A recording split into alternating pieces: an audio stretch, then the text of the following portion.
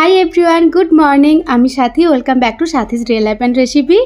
তো আমি একজন nutritionist, mom of two and a happy home maker. আমি জানো তো বিশ্বাস করি সবসময় যে আমাদের জীবন তো পারফেক্ট হতে পারে না, বাট আমি চেষ্টা করতে পারি হেলদি, সিম্পল একটা প্র্যাকটিক্যাল লাইফস্টাইল মেনটেন করার। চলো আমার সাথে একটা রিয়েল দিন স্টার্ট করা যাক। সকাল থেকে নয়, মাঝরাত্রি থেকে ব্লগটা শুরু করছি, কারণ আজকাল তো প্রতিদিন আমরা জাগছি। তো এখন ঘড়িতে বাজে 2টো। আমি এতক্ষণ অবধি মেয়েকে সামলিয়েছি, বাট আমার আর শরীরটা একদমই চলছে না। তো সেই কারণে হাজব্যান্ডকে ডাকলাম, ও এখন মানে মেয়েকে একটু সামলাবে, আমি একটু রেস্ট নিয়ে নেবো আর কি। হ্যাঁ গো, মনে পাচ্ছে না। হুম, হুম। জানো তো হাজব্যান্ড সারাদিনটা তো অফিস থাকে, তারপর টুকিটাকি কাজ থাকে, ও তো বেচারি রেস্ট নিতে পারে না। তো সেই কারণে আর কি ও একটু সময় মেয়ের সাথে মজা করার পর ঠিক ঘুমিয়ে যাবে। আর মেয়ে তো ঘুমোবে না, কিছুতেই ঘুমোবে না। হ্যাঁ, বলো বলো। হুম, হুম। হ্যাঁ, বাবা বাবা বাবা আসছে গো তোমার। ঘুম করে দাও জাড়ি। বাবার মান রাখো। বাবা এত দূর থেকে এলো, তুমি ঘুমোচ্ছ না বললে। হ্যাঁ, কিছু বাবা। ও আপনার ওর বাবাকে টানাটানি করে এরকম করে, আর এইসব দেখে না আমার আবার ঘুম হয় না। আমি যে একটু ঘুমাতে যাব সেটা হয় না, মানে ভীষণ টায়ার্ড থাকলে আমি হয়তো ঘুমিয়ে যাই।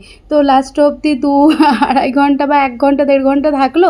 তারপর বললাম যাও যাও তুমি শোবে যাও, আমি তারপর দেখছি। আবার মেয়ে তো রাত্রিবেলাতেই পটি করে, সে তো মানে রাত্রি 2টো, তারপর ভোর 4:30, 5টা এই সময় পটি করে, তো তখনও ওকে ডাকতে হয়।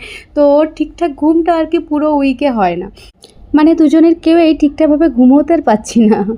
তুইও ঘুমাই যা, না পিটি পিটি, খুব পিটি পিটি। এরপর বাবার সাথে যদি না ঘুমাস তো আমি চললাম দাদার কাছকে। তুই থাক তো বাবার সাথে, ব্যা ব্যা করে তা দেখাচ্ছি। চেপি কোথাকার।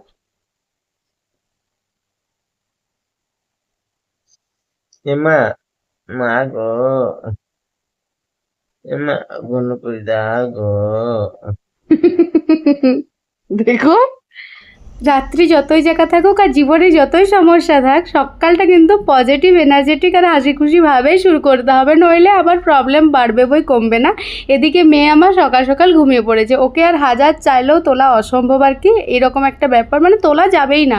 এদিকে ছেলে সকাল সকাল উঠে পড়েছে, তাকে ফ্রেশ ট্রেশ করে হাতে লেখা লিখিয়ে তাকে খেলতে পাঠিয়েছি বাইরে। কারণ যদি বাড়িতে থাকে বেশি সময়, মেয়েকে যদি ঝামেলা করে বা মানে কাজের কোনো অসুবিধা করে, তাহলে মুশকিল হয়ে যাবে। আমাকে এদিকে তো সব কাজ সামলাতে হবে, তাই না? হাজব্যান্ড তো সকাল সকাল মানে সেই ঘুম ঘুম চোখেই অফিস চলে গিয়েছে। আজকে দুধ আনা হয়নি, কারণ সকালটাতে উঠতে লেট হয়েছে। ও রাত্রিবেলাতেই খাবার ছিল রুটি আর ডাল, সেটাই নিয়ে চলে গিয়েছে। আমার জন্য একটা রুটি রেখে দিয়েছি, আর তার সাথে ছেলেকে দিয়েছিলাম দুধ আর কলা পাকা খেজুর দিয়ে একটা স্মুদি। তো সকাল সকাল এটাই আর কি হয়েছে। আমি চায়ের সাথে একটা রুটি খেয়ে নিয়েছি, যেটা আমার পছন্দেরই জিনিস।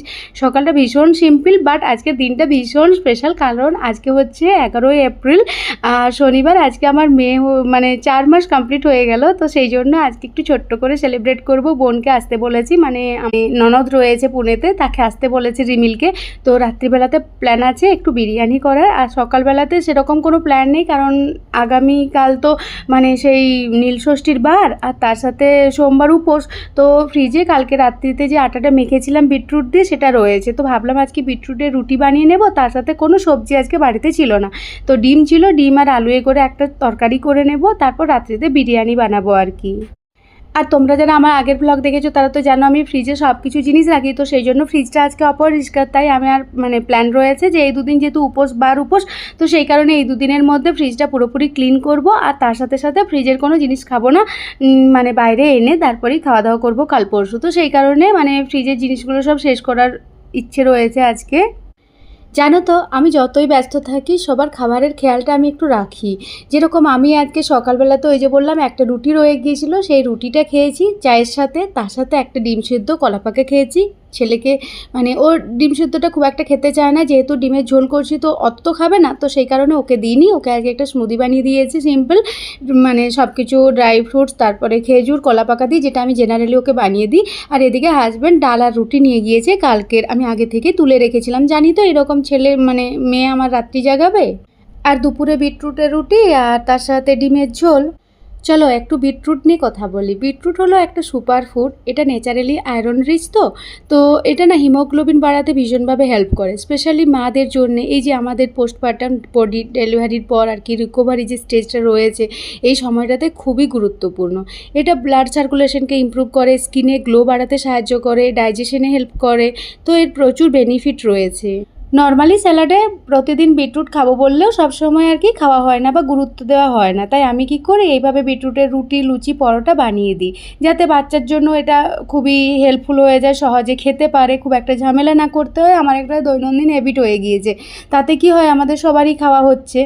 আর তাছাড়া কালারটাও এত সুন্দর হয়, কমপ্লিটলি ন্যাচারাল, তাই না? এখন তো 1টা বাজতে চললো দুপুরবেলা, দেখো মেয়ে কিন্তু পুরো ঘুমোচ্ছে। এদিকে ছেলে আজকে কথা মতো সারাদিনের কাজ করেছে, ও এখন একটু টিভি দেখছে, বাট টিভিতে না শুধু দুষ্টু দুষ্টু জিনিস দেখে, একটুও ভালো জিনিস দেখে না। কোথায় সে গেমিং দেখবে, নইলে রিলস দেখবে, কিছুতেই আটকাতে পারছি না, মাঝে মাঝে বকা দিই। একটু ওকে ছেড়ে এসেছিলাম গতকাল আর কি মেয়েকে শোয়াতে দুপুরবেলাতে, তখন দেখো কি কাণ্ড ঘটিয়েছে, সারা ঘরে সেই পেনের কালি ছড়িয়ে, মানে দুজনকে সামলাতে গিয়ে আমার যে কি অবস্থা হচ্ছে তোমাদের বলে বোঝাতে পারবো না। কে আমার সোনা মাম্মা? তুমি? ও বাবা রে, জিভ বার করতে শিখেছো নাকি? এরকম বাজে জিনিস, এটা ব্যাড ম্যানার্স। জিভ বের করাটা ভীষণ ব্যাড ম্যানার্স চারি, একেবারে বাজে জিনিস। তাকাও আমার দিকে, তাকাও।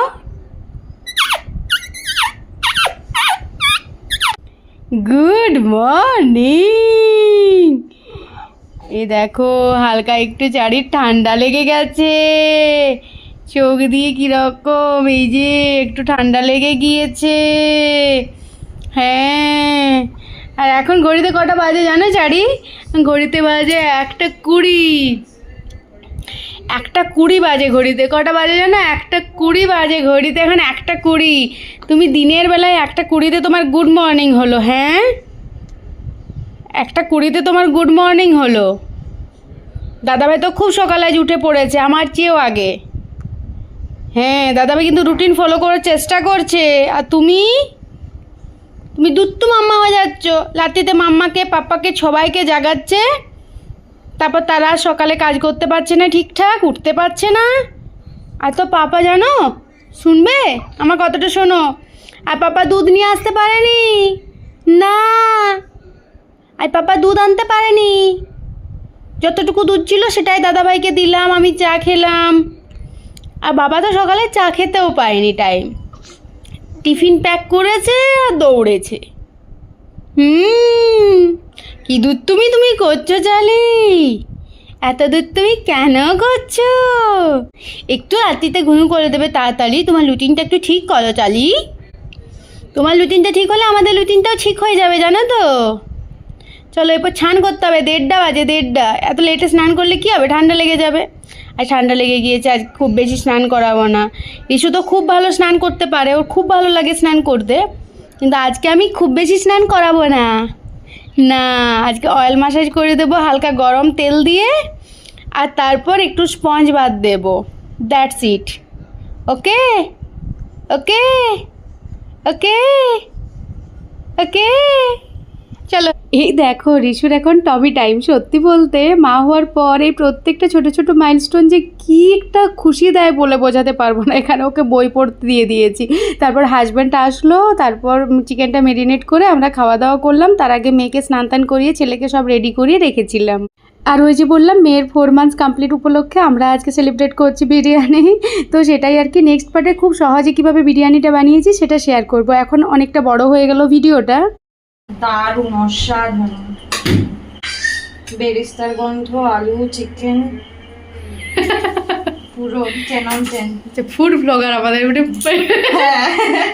ফুল ঠিক আমি। হ্যাঁ, যদি তুমি একজন মা হও তুমি বুঝবে এই ছোট ছোট দিনগুলোই আমাদের সবচেয়ে বড় হ্যাপিনেস। দুজনের হাসি দেখলেই মনটা ভালো হয়ে যায়। খুব তাড়াতাড়ি ফিরছি নেক্সট ব্লগ নিয়ে। টাটা।